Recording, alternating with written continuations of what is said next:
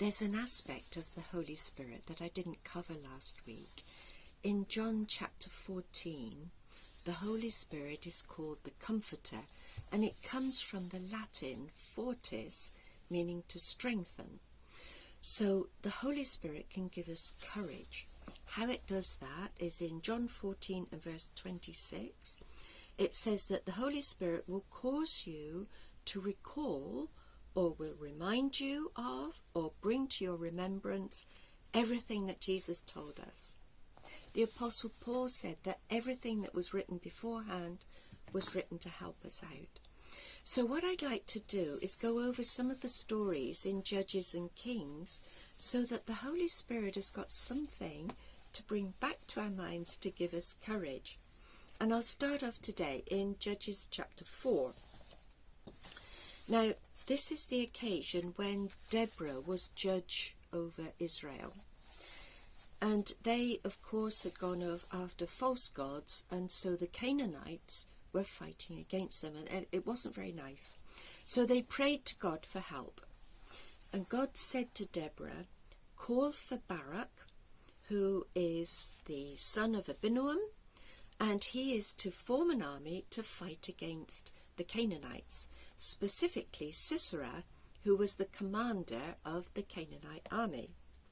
Now the problem was that the Canaanites had these iron chariots, 900 of them, and they were nasty. The chariots were pulled by horses which could mow you down to start with, and then the soldiers inside were protected and could hack you down from their protected place. Not very nice. So Barak was understandably a little bit afraid. So he said to Deborah, and this is in Judges chapter 4 and verse 8, if you go with me, I'll go, but if you won't go with me, then I'm not going.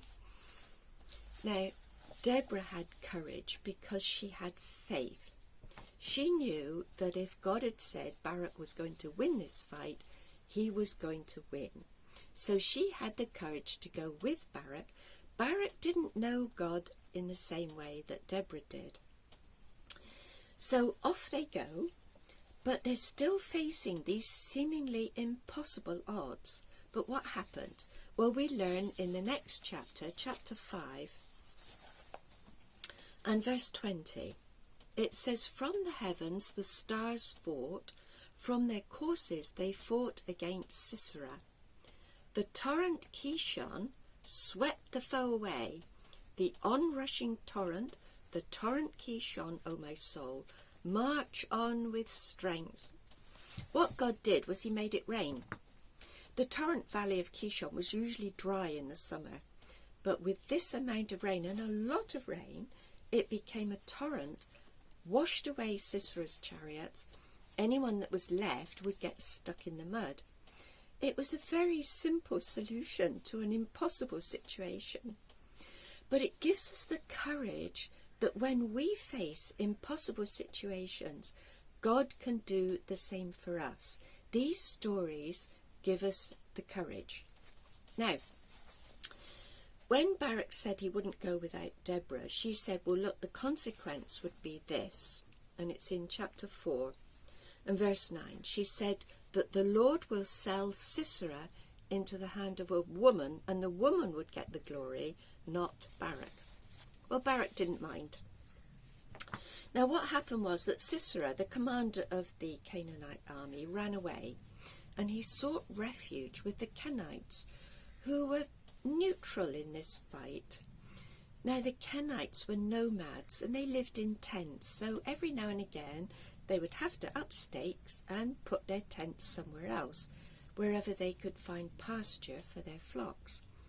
So Jael, the wife of Heber the Kenite, would be used to putting up tents, and she would be used to putting tent pegs into very hard ground to make sure that the tents were safe. Sisera sought refuge with Jael, the wife of this Kenite. He fell asleep in her tent. Now she used her skill with tent pegs, and if you're a bit squeamish, you will skip over this bit. She put it through his temple, and obviously he died.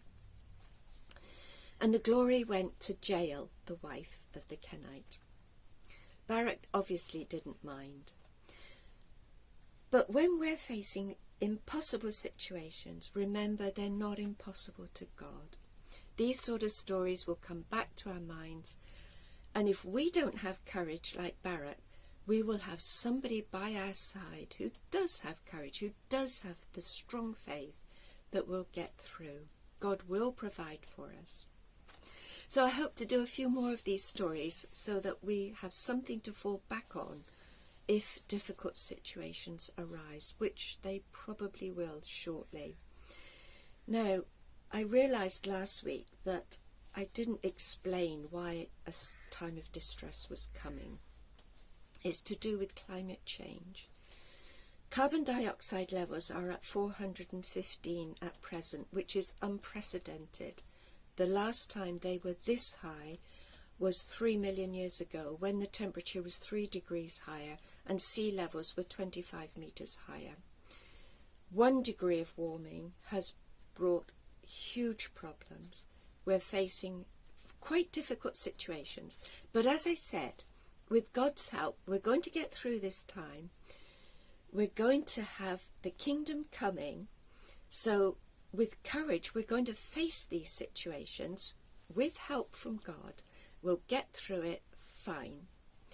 So God be with you, and take care, and thank you for watching.